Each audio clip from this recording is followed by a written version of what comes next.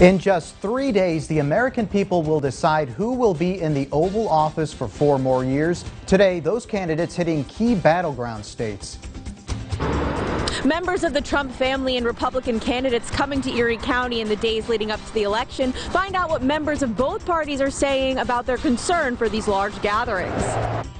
Despite the pandemic, kids of all ages hit the streets tonight for some trick-or-treating. Live in high definition from your news leader, this is 1024 Action News at 11.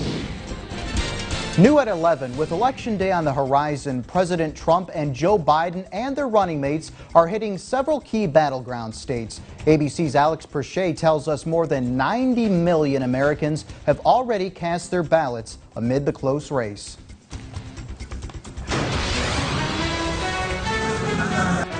With just 3 days until Election Day, both campaigns making their cases to voters in key battleground states.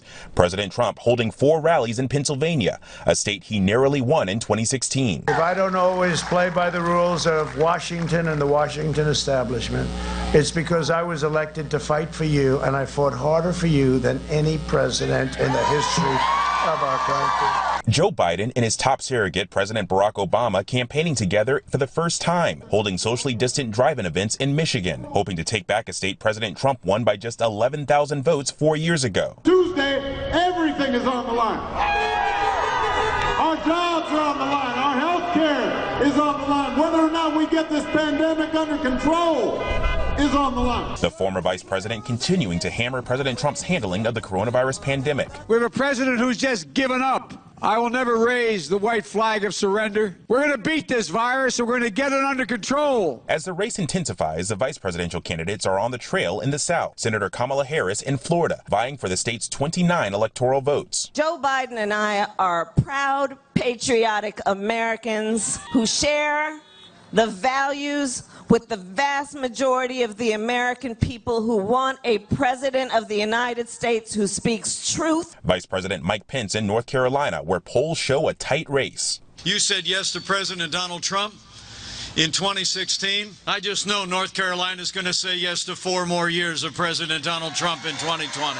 Over 90 million Americans have already cast their ballots, a record for early voting. In Georgia, many stood in line for hours on Friday, their last chance to vote ahead of Election Day. If you're not going to vote, then you can't complain. In Texas, more than 9 million people have already voted. That's more than all of 2016. In light of the tight race, officials in some states now urging voters to drop off their ballots rather than mailing them to ensure they arrive on time. Alex Perche, ABC News, Washington. Vice President Mike Pence will be making a campaign stop in Erie on Monday. The vice president will make an appearance at a Make America Great Again victory rally at the Erie International Airport. The rally is scheduled to start at 2 p.m. with doors opening at noon. You can learn more about the event and how to get tickets by visiting our website, YourErie.com. As political leaders visit Erie, some folks are looking forward to attending these political rallies. Chelsea Swift tells us some people, on the other hand, are worried about the potential large gatherings because of the recent COVID-19 spike in the county. It'll be less than Trump. Nobody can attract 10, 20,000 people at a rally. But I urge everybody to turn out at the airport to hear a very powerful message from our vice president. Erie County Republican Committee Chairman Verrill Solomon says wearing masks will be mandatory at these upcoming rallies and social distancing is encouraged. We always encourage masks, and separation. Get the distance out there, and the Secret Service is a part of the deal, deciding how things are set up.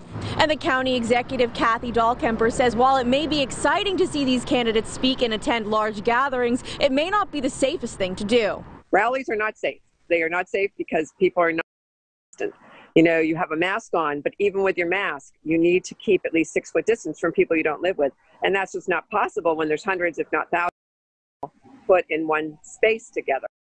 Kemper adding in Erie County, New York, there have been several COVID cases that are linked to the Trump rally that happened in Erie, PA earlier this month. Erie County Democratic Chairman Jim Wirtz says there are alternatives to large in-person gatherings that can also be effective campaign strategies. This is 2020. These candidates are on social media every day. They're connecting with people in real ways, in face-to-face ways, over Zoom and other technologies. And so we have to take advantage of all of that. Chelsea Swift, Jet 24 Action News. Erie County Democratic Party volunteers were hard at work today. They were conducting a canvass effort today, making a last-minute push for people to get out and vote on Election Day. They made calls and some headed out for door knocking. Volunteers want to make sure people have a plan to vote, whether they sent in their mail-in ballot, voted early, or plan on voting this Tuesday. This is what's called GOTV, Get Out the Vote.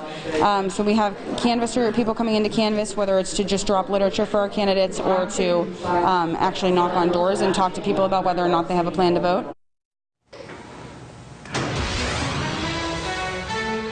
For all your election coverage anytime, visit your local election headquarters website, YourErie.com. Now to the COVID-19 numbers in our area and across the state. The State Department of Health reports 42 new cases of COVID-19 in the past 24 hours. The total number of Erie County cases is 2,223. The death toll is still 54. And along with those high Erie County numbers, the state and regional cases are on the rise as well. The Pennsylvania Department of Health reporting 2,510 new COVID-19 cases in the last 24 hours, bringing the statewide total to just over 208,000. There were 28 new deaths. That total currently stands at 8,812. Crawford County reporting 571 cases. That's an increase of 10. Warren County remains at 71 cases. Chautauqua County reporting 1,060. And Ashtabula County is reporting 856 cases. That's an increase of 23. One woman is dead after the vehicle she was in struck a tree head-on. This happened around 6:30 Friday night right over the New York state border in Lakewood Bustye. According to police, a car was traveling south on Bustye Sugar Grove Road when the driver swerved to miss a deer and struck a tree.